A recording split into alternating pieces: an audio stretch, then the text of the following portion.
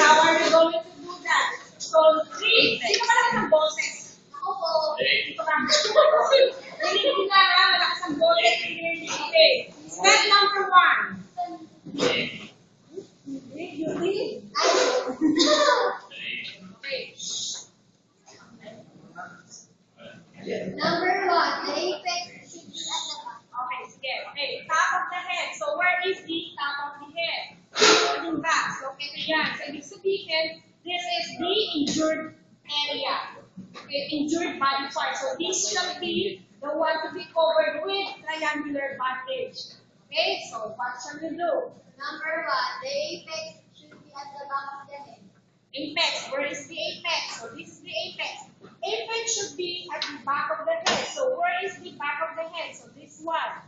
Okay, yung batok. So, yung apex daw na natapat sa batok. And then, The base should be folded and base on the eyebrows. okay, so should be folded. Malinis, maayos ang pagkakafold. So, should be at the level of the Eyebrows. Ang kilay. Okay, and then, The bandage should cover half of the ears.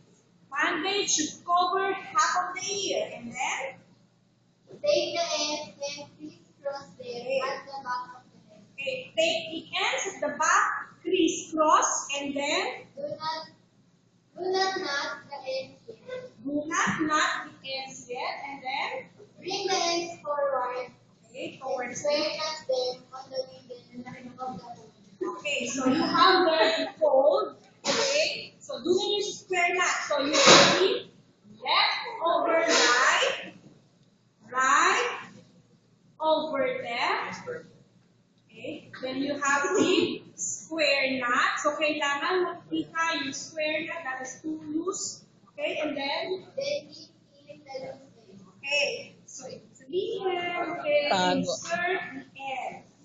Tatago ninyo. Okay?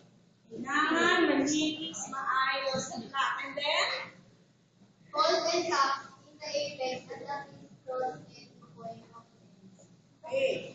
So, ito yung crisscross natin. So, you have to check. Kailangan, okay, yung surface na ito, yung top of the head, kailangan hindi kusot.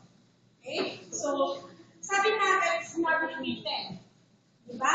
So, kinakailangan not too loose, but not too tight. Okay. So, discuss siya ng Quaresma at yung Dr. Manhig, and then you have to tuck in the end.